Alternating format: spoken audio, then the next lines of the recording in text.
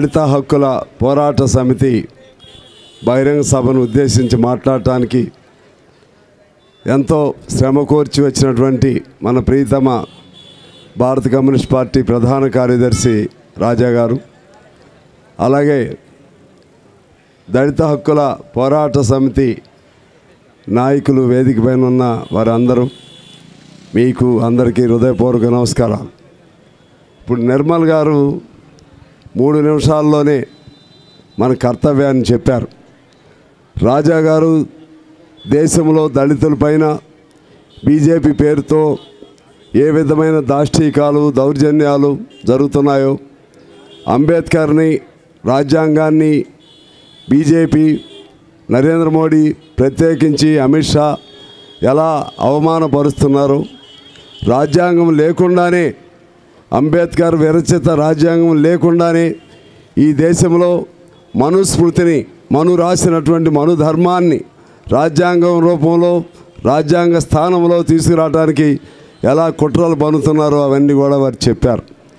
నేను మిమ్మల్ని అడుగుతున్నాను, అంబేద్కర్ గారు ఏం చెప్పారు? మాలమాదిగిల్లారా మీరు కొట్లాడుకోండి అని అంబేద్కర్ ఏమైనా చెప్పాడా? అంబేద్కర్ చెప్పాడా? మీరిద్దరూ కలిసి మిమ్మల్ని దోపిడీ చేస్తున్న వాళ్ళపైన మీరు తిరగబడాలి, వాళ్ళపైన మీరు కొట్లాడాలి. కానీ ఏం జరుగుతుంది?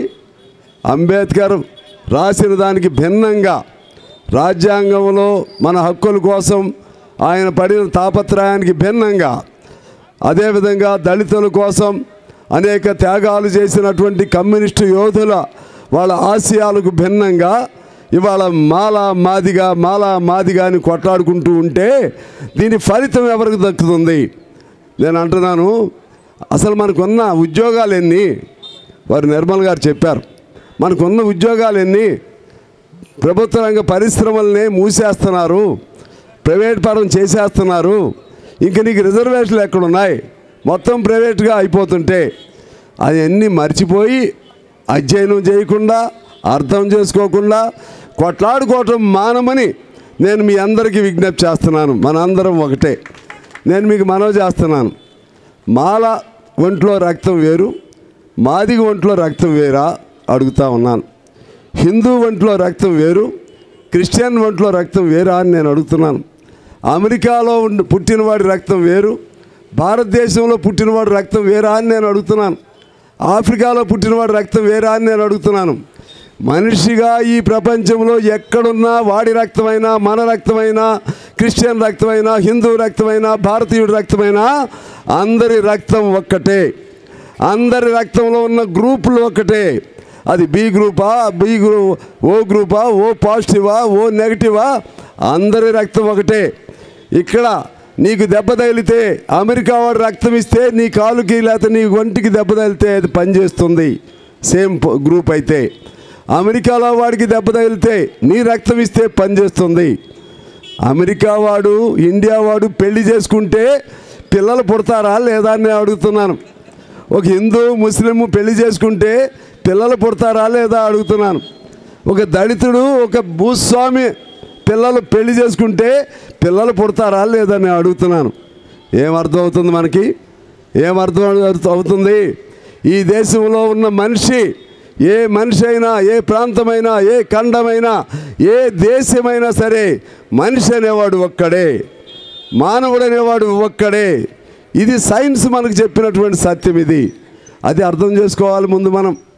ఈ భారతదేశంలో ఇందాక రాజా గారు చెప్పారు, మాన్స్టర్ ఇది ఒక పెద్ద రాక్షసి, ఒక పెద్ద భూతం, పెద్ద దెయ్యం. కులం, ఏ దేశంలో కులం లేదు. కులం ఉంది ఎక్కడ అంటే మన భారతదేశంలోనే ఉంది. ఎట్లా పుట్టిందో, ఎలా పుట్టింది, ఎన్ని సంవత్సరాల నుంచి, ఎన్ని వందల సంవత్సరాల నుంచి, ఎన్ని వేల సంవత్సరాల నుంచి కులం పేరుతో కష్టం చేసే వాళ్ళని ఎలా అణిచివేస్తున్నారు అనేది కమ్యూనిస్ట్ పార్టీ పుట్టినాకే మనకు నేర్పడం మొదలెట్టింది. కమ్యూనిస్ట్ పార్టీయే ఈ కుల వ్యతిరేక పోరాటాలకి నాంది ప్రస్తావన చేసింది కమ్యూనిస్ట్ పార్టీ. వెట్టి చాకరీకి వ్యతిరేకంగా దున్నేవాడికే భూమి కావాలని చెప్పి పోరాటానికి పిలుపునిచ్చింది కమ్యూనిస్ట్ పార్టీ. ఇందాక రాజా గారు చెప్పారు కదా, సింగమవేలు చెట్టియార్ మొట్టమొదటి రాజ్యాంగానికి ముందే అస్పృశ్యతకు వ్యతిరేకంగా, కుల వివక్షతకు వ్యతిరేకంగా కమ్యూనిస్ట్ పార్టీ అక్కడ చెన్నై అప్పుడున్నటువంటి మద్రాసులో కమ్యూనిస్ట్ పార్టీ ప్రారంభకుల్లో ఒకడు, కమ్యూనిస్ట్ పార్టీ మహాసభకి ఆహ్వాన సంఘానికి మొదటి అధ్యక్షుడు ఆయన ఆ రోజుల్లోనే పిలిపివ్వడం జరిగింది. మీకు గుర్తు చేస్తున్నాను నేను. రాజ్యాంగానికి ముందు 1947కు ముందే కమ్యూనిస్టులు ప్రతి మాదిగవాడల్లోకి వెళ్ళారు, ప్రతి మాలవాడల్లోకి వెళ్ళారు, అక్కడ పడుకున్నారు, అందరితో కలిసి తిండి తిన్నారు, సహపంక్తి భోజనాలు చేశారు, అన్నదమ్ముల్లాగా ఉన్నారు. ఎవరు ఏ కులమైనా సరే అందరూ ఒకటే నినాదం ఇచ్చిన మొట్టమొదటి పార్టీ భారతదేశంలో ఏదైనా ఉందంటే అది ఒక భారత కమ్యూనిస్ట్ పార్టీ అని చెప్పి నేను మీకు మనవి చేస్తున్నాను. భారత కమ్యూనిస్ట్ పార్టీ చెప్పినటువంటి ఆ భావాల్ని, భారత కమ్యూనిస్ట్ పార్టీ ఇచ్చినటువంటి ఆ నినాదాలని పుణికి పుచ్చుకుని అంబేద్కర్ గారు కూడా రాజ్యాంగానికి ముందు అనేక పుస్తకాలు రాశాడు, అనేక చరిత్రలు చదివాడు. అంబేద్కర్ భావజాలం ఇవాళ భారత కమ్యూనిస్ట్ పార్టీ భావజాలం ఒక్కటే అని చెప్పి నేను మీకు సవినయంగా మనవి చేస్తున్నాను. కొంతమంది అంబేద్కర్ వేరు, భారత కమ్యూనిస్ట్ పార్టీ కమ్యూనిస్టులు వేరు అని చెప్తున్నారు. వేరే కొన్ని అంశాల పరంగా వేరు, కానీ మనిషి హక్కులు, దళితుడు ఈ సమస్య వచ్చినప్పుడు అంబేద్కర్ చెప్పింది, కమ్యూనిస్టులు చెప్పింది ఒక్కటే. మార్క్స్ చెప్పింది, గౌతమ బుద్ధుడు చెప్పింది ఒక్కటే. వీళ్ళందరూ చెప్పింది ఏమిటంటే మనిషి దోపిడీ చేయనటువంటి మరొక మనిషి కావాలి, సంపూర్ణ మనిషి కావాలి, మనిషి దోపిడీ చేయనటువంటి మరో సమాజం కావాలి. ఇది మార్క్స్ చెప్పినా, గౌతమ బుద్ధుడు చెప్పినా, కమ్యూనిస్టు చెప్పినా, అంబేద్కర్ చెప్పినా మనందరి భావజాలం ఒకటే. దోపిడీ లేనటువంటి, అసమానతలు లేనటువంటి, సమానత్వంతో కూడినటువంటి మరొక సమాజం కావాలి. ఇది మన వాళ్ళు చెప్పినటువంటి మాట. ఇవాళ ఏం జరుగుతుంది? శ్రమ ఒకటిది, ఫలితం ఒకటిది, కష్టం ఒకటిది, దోపిడీ ఒకటిది. మీరు కష్టం చేయిందే, మీరు డప్పు కొట్టందే, చావు డప్పు అయినా మీరే కొట్టాలి, పెళ్లి డప్పు అయినా మీరే కొట్టాలి, అక్కడ భూముల్లో అరకైనా సరే మీరే దున్నాలి, మన దీనిలో టాయిలెట్స్ ఉంటాయి చూసారా, వాటిని పరిశుద్ధమైన మీరే చేయాలి. గ్రామాల్లో, మున్సిపాలిటీల్లో, వీధుల్లో మీరే ఓడవాలి, అన్నీ మీరే చేయాలి. కానీ మీ పరిస్థితి ఎక్కడుంది? మీ పరిస్థితి ఎక్కడుంది? ఇవాళ ఎలా ఉందంటే పని చేసేవాడు డొక్కేమో ఎండిపోయి బొనికలు బయటపడతాయి. ఏ పని చేయని వాడు ఉన్నాడే వాడి డొక్క మాత్రం ఇంత డొక్క ఉంటుంది. అంటే ఏంటి? ఏమర్థమవుతుంది మనకి? పని చేయి. నేను అడుగుతున్నా, ఒక్కసారి ఆ తాతానో, అంబానీనో, అదానీనో పరిశ్రమలో ఆడికి రాకుండా, మన కార్మికులు పని చేయకుండా ఒక నట్టు లేకపోతే ఒక బోల్టో లేకపోతే ఒక యంత్రమో ఒక్కరోజు వచ్చి నడపమనండి, వాడిని ఒకరోజు నడపమనండి. కార్మికులందరూ ఒకసారి సమ్మె చేయండి. వాడు ఎక్కడైనా ఉంటుందా? తినడానికి తిండి ఉంటుందా వాడికి? నేను అంటున్నా, కూలీ నాలి చేసే మనం ఒక్కసారి వ్యవసాయ కూలీ బంద్ చేస్తే యజమాని వచ్చి అరగ దున్నమనండి, దున్నుతాడా వాడు? నేను అంటున్నా, అంటే కష్టమంతా మనది, శ్రమ అంతా మనది. ఈ శ్రమ దోపిడీ, ఈ ఫలితం ఎవరిది అంటే వాడిది. ఈ దేశంలో ఇప్పటికి కూడా 90 మంది, 100కి 90 మందికి ఎంత సంపద ఉందో 10 మంది చేతుల్లో అంత సంపద ఉంది. అదానీ అంబానీల చేతుల్లో అంత సంపద ఉంది. ఎలా పెరిగింది? వాళ్ళ అమ్మల కడుపును పుట్టేటప్పుడు బంగారు ముద్దలతో ఎవడైనా పుట్టాడా? భూములు అన్నీ, నేను పెద్ద భూస్వామినని ఎగిరెగిరి పడుతున్నారే, వాళ్ళ అయ్యలకు పుట్టేటప్పుడు వాడు మెడకేమైనా భూమిని తగిలించుకుని పుట్టాడా? పుట్టలేదు.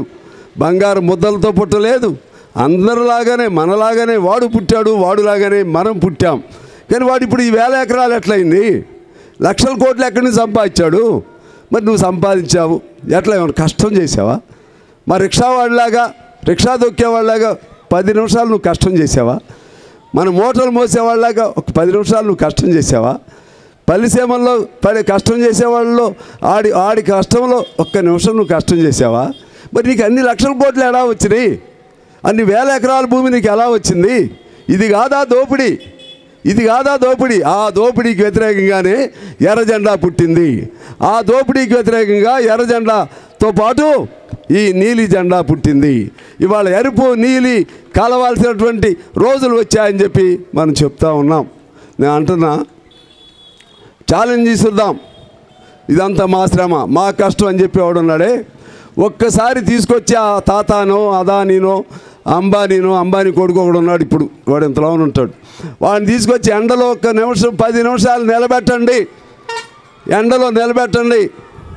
బ్రాయిలర్ కోడి ఉంటుంది, బ్రాయిలర్ కోడిలాగా మల మాడి చేస్తారు. మరి మనం ఒంటి మీద చొక్కా లేకపోయినా, ఎండైనా వానైనా చలి అయినా ఏదైనా సరే, మనం గుట్టలు తీసేది నువ్వే, కాలువలు తవ్వేది నువ్వే, చెరువులు తీసేది నువ్వే, బావులు తవ్వేది నువ్వే, శవాలు మోసేది నువ్వే, ఆ శవాలను పూడ్చేది నువ్వే, శవాల దగ్గర ఉన్నటువంటి శవపేటికని మోసేది నువ్వే, శవానికి చివరికి చితి దగ్గర ఆ శవం పూర్తిగా కాలే వరకు కూడా ఉండేది ఎవరంటే ఈ దళితులే.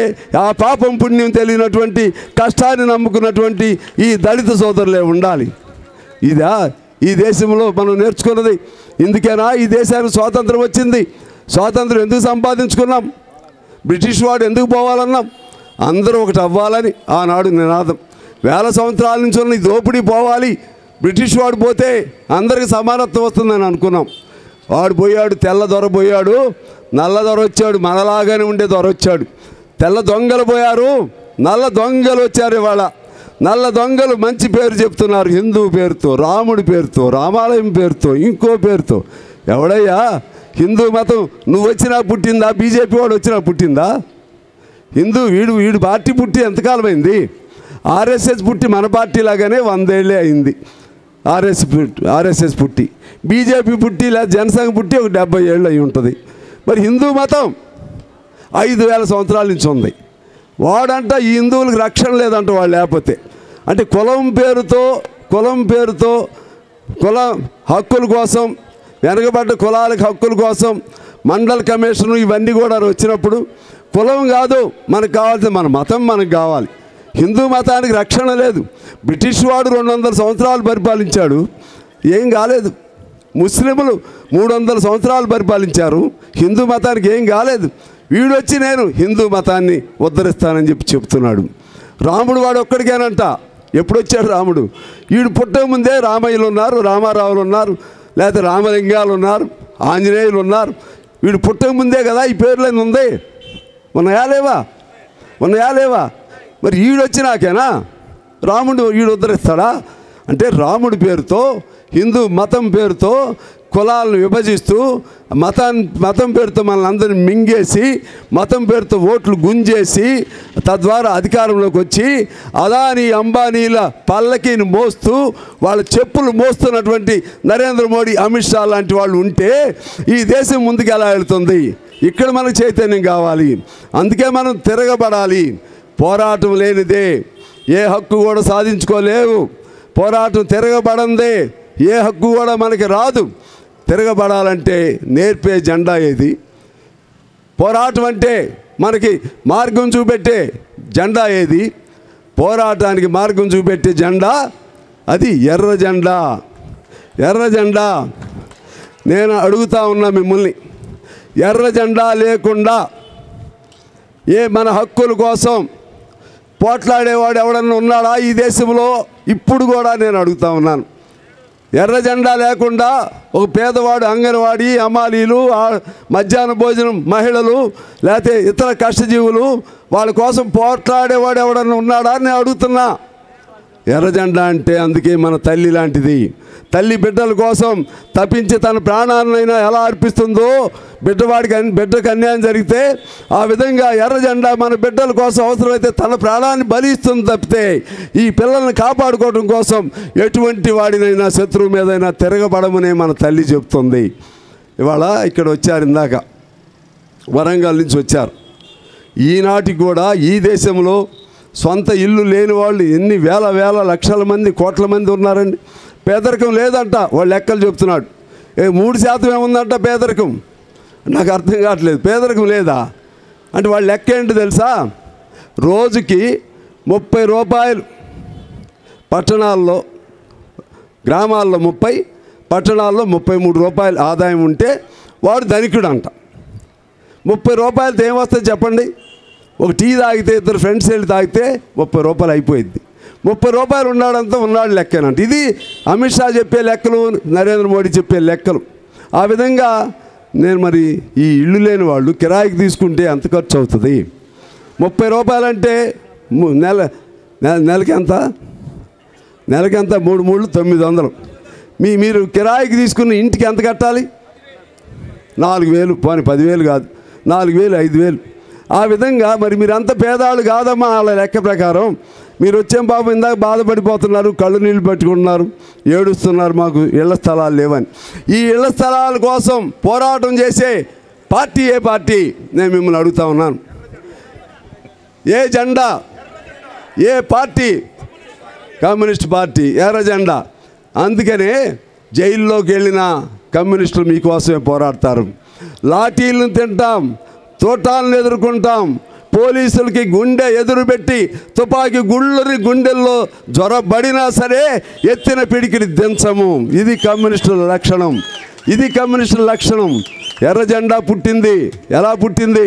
పేదల రక్తంతో, త్యాగధనుల రక్తంతో, మన కార్మికుల హక్కుల కోసం పోరాడే వారి రక్తంతో పుట్టిన జెండా ఎర్ర జెండా. రంగుతో అద్దితే పుట్టింది కాదు మన ఎర్ర జెండా. రంగుతో అద్దితే పుట్టిన జెండాలు తెలుగుదేశం, లేకపోతే బీఆర్ఎస్, లేకపోతే బీజేపీ. ఆ జెండా రంగులు ఇవాళ ఒక రంగు, రేపు ఒక రంగు, ఎల్లుండి ఒక రంగు, నిన్న ఒక రంగు, మొన్న ఒక రంగు. కానీ మన రంగు, మన మనిషిలో మన రక్తం ఎర్రగా ఉన్నంతకాలం, మనిషి ఉన్నంతకాలం, సమాజం ఉన్నంతకాలం ఎరుపు మరింత ఎరుపెక్కుతుందే తప్పితే ఎరుపు తగ్గదు. ఇది ఎర్ర జెండా. ఎందుకంటే ఎర్ర జెండా పుట్టింది మనిషి కోసం, మనిషి హక్కుల కోసం. రోజుకో పార్టీలు మారటం, అధికారం కోసం ఏ అడ్డమైన గడ్డి తినటం, వాడి కాళ్ళు పట్టుకోవడం, ఈడి కాళ్ళు పట్టుకోవడం అవసరం లేదు మనకి. మన రాజ్యం మనకు వస్తుంది. ఎప్పుడు వస్తుంది మన రాజ్యం మనకి? ఈ దేశంలో, ఈ సమాజంలో పేదవాళ్ళందరూ మీకోసం కష్టపడుతున్న జెండాలు ఏమిటి, మీకోసం కష్టపడుతున్న పార్టీ ఏమిటో అర్థం చేసుకోవాలి. పేదవాళ్ళందరి కోసం ఎర్ర జెండా పాటుపడుతుంటే ఎన్నికలు వచ్చినప్పుడు ఎడిపోతున్నాం మనం? ఎవరికి ఓట్లు వేస్తున్నాం మనం? గుడిసెల సంఘాలు వేస్తాం. హైదరాబాదులో కొన్ని వేల మందికి గుడిసెలకి కొన్ని వేలు వేయించారు మన వాళ్ళు. ఎలక్షన్లో పోటీ పెట్టండి కమ్యూనిస్ట్ని. మన గుడిసెల వాళ్ళు మనకు ఓట్లు వేస్తున్నారా? వేస్తున్నారు చెప్పండి, గుండె మీద చేసుకుని చెప్పండి. మరి జెండా ఎరుపు తగ్గింది ఎందువల్లంటే మనలాంటి వాళ్ళ వల్ల కాదు. ఆనాడు అమరులైనటువంటి వాళ్ళు త్యాగం ఉందే, ఆ త్యాగంతో పుట్టిన జెండా కాబట్టి ఎరుపు తగ్గట్లేదు. ఆ ఎర్ర జెండా పవిత్రతను కాపాడాలంటే కమ్యూనిస్ట్ పార్టీగా మన కోసం నిలబడే వాడికి ఓట్లేయండి, వాడు గెలిచినా గెలవపోయినా. రాజకీయాల్లో మన కోసం కమ్యూనిస్టులకి ఎంతమంది ఉన్నారు? 100కి దేశంలో ఇప్పటికి కూడా వాడి లెక్కలు 3%, మన లెక్కలు 50-60% పేదాళ్ళు ఉన్నారు, 70-80% మధ్యతరగతి వర్గీయులు ఉన్నారు. అసలు మనందరం ఒకటైతే, మనందరం పిడికిలు బిగిస్తే, మనందరం ఒక్క చోటుకు వస్తే వాడు మనం తూ అని ఉమ్మేస్తే ఉమ్మి పొరల్లో, ఉమ్మి తుప్పర్లో కొట్టుకుపోయేవాడు వాడు కుర్చీలు ఎక్కుతాడా? వాడు అధికారంలో ఉంటాడా? మనం ఇలాగే ఉంటామా? మాకు ఎవడు ఇల్లు ఇస్తాడు, ఎవడు భూమి ఇస్తాడు, ఎవడు ఎన్ని గజాలు ఇస్తాడు, ఇది తిరుగుతూ ఉంటాం. తిరిగి పోరాటం చేసి వాడు ఎన్నికలు వచ్చినప్పుడు వస్తాడు. ఎన్నికలు వచ్చినప్పుడు వచ్చి ఏం చెప్తాడు? అమ్మా ఎర్ర జెండా పట్టుకుంటే మీకేం వస్తుంది? మా ఎమ్మటి రండి, మీకు ఇల్లు ఇస్తాం, డబల్ బెడ్రూమ్ ఇస్తాం, ఇందిరమ్మ ఇల్లు ఇస్తాం. ఈ జెండా ఇక్కడ పెట్టేస్తారు, బలోబరాడు అమ్మట పరిగెత్తారు. ఎన్నేళ్ల నుంచి చెబుతున్నారు ఇవన్నీ మాటలు మనకి? ఎన్నేళ్ల నుంచి మోసం జరుగుతూ ఉంది. మోసపోవటమేనా మన కర్తవ్యం? మోసపోవటమేనా మన జీవితం? ఇప్పటికైనా చైతన్యం కావాలి. ఆనాడు అంబేద్కర్ చెప్పిన విధంగా చైతన్యం రావాలి, మార్క్స్ చెప్పిన విధంగా చైతన్యం రావాలి, కమ్యూనిస్ట్ పార్టీ చెప్పిన విధంగా చైతన్యం రావాలి, ఎర్ర జెండా చెప్పిన విధంగా చైతన్యం రావాలి, నీలి రంగు జెండా చెప్పిన విధంగా చైతన్యం రావాలి. ఎర్ర జెండా, నీలి రంగు జెండా రెండు ఒకటి అవ్వాలి. ఎర్ర జెండా చెప్పినట్టుగా, గౌతమ బుద్ధుడు చెప్పినట్టుగా, మార్క్స్ చెప్పినట్టుగా, అంబేద్కర్ చెప్పినట్టుగా మనందరం ఒకటి అవ్వాలి. పేదలందరూ ఒకటి అవ్వాలి. మన రాజ్యం మనకు అప్పుడు రావాలి. ఇప్పుడు పోరాటం చేస్తే నీకు పోయేదేమి లేదు. పోరాటం చేస్తే నీ సంఖ్యలు పోతాయి, బానిస సంఖ్యలు పోతాయి. వస్తే మన రాజ్యం మనకు వస్తుంది. ఎప్పుడో ఎదురు చూడు, మన రాజ్యం వచ్చే వరకు ఎదురు చూడు, పోరాటం చెయ్యి, నడుస్తూనే ఉండు మన రాజ్యం వరకు వచ్చే వరకు. నాకు నమ్మకం ఉంది, అనేక దేశాల్లో ఇవాళ కమ్యూనిస్ట్ పార్టీ అధికారాల్లోకి వస్తుంది. మన భారతదేశంలో కూడా ఏనాడో ఒకనాడు ఎర్ర జెండాలతో పాటు నీలి జెండాలు అన్నీ ఒకటవుతాయి. ఎర్ర జెండాలు నీలి జెండాలు ఒకటైతే మన రాజ్యం మనకు రాదా? అందుకనే మన రాజ్యం మన కోసం ఎదురు చూస్తుంది. రాజ్యాన్ని సాధించడమే మన ముందున్న కర్తవ్యం. అందుకని మనలో మనం కొట్లాడుకోకుండా చిన్న అంశాలన్నీ పక్కన పెట్టి అందరూ ఐక్యంగా మీరు ముందుకు నడవాలని కోరుతూ, రేపు ఎల్లుండి మన తెలంగాణ రాష్ట్రంలో మన డిహెచ్పిఎస్ అంటే దళిత హక్కుల పోరాట సమితి, దాని పేరు మన ఆల్ ఇండియాలో AIDRM, all India Dalit right movement, హక్కుల ఉద్యమం. అది అక్కడ మనం మొట్టమొదటి ఏర్పాటు చేసింది కూడా హైదరాబాద్లోనే 2000 సంవత్సరంలో. అప్పుడు మన మల్లేష్ అన్న వాళ్ళందరూ కూడా ఉండేవాళ్ళు, గుండా మల్లేష్ అన్న. మళ్ళీ 20 ఏళ్ళ తర్వాత ఆల్ ఇండియా మహాసభ ఇక్కడే జరుపుతున్నాం. నాకు చాలా సంతోషంగా ఉంది. నేను చాలాసార్లు చెప్తా వీళ్ళతో, ఏ మీటింగ్కి రానంత జనం, దళిత హక్కుల పోరాటం ఎప్పుడు మీటింగ్ జరిపిన అంత జనం వస్తారు మనకి. కామ్రేడ్గా people, whenever we hold any meeting in the name of AIDRM or DHPS, many people, number of people will attend. But whereas in the name of other organizations, if we hold, the number will be very less. So that is the situation. ఎప్పుడు మనం జరిగినా, ఎప్పుడు మీటింగులు జరిగినా నాకు విశ్వాసం, నాకు నమ్మకం, నాకు అభిమానం నాకు ఎందుకు కలుగుతుందంటే, నేను చాలాసార్లు మన బాలనరసింహ కూడా చెప్పాను, దళిత హక్కుల ఉద్యమం బాగా కష్టపడండి. ఎందుకనంటే చాలామంది నేను ఎప్పుడు పిలుపు, మీరు మామూలుగా మీరు కష్టపడకపోయినా వందల ఇవి without putting any industry people, they themselves will come forward in thousands. They themselves will attend the meetings conducted by the Dalits in thousands. But our people do not do such industry. అందుకని మీరు కష్టపడాలని చెప్తా మా బాలనరసింహతో. I used to advise him to be little bit hard, to be little bit industrious, so that ఆ విధంగా జనం అందరూ ఆ విధంగా కష్టపడితే మన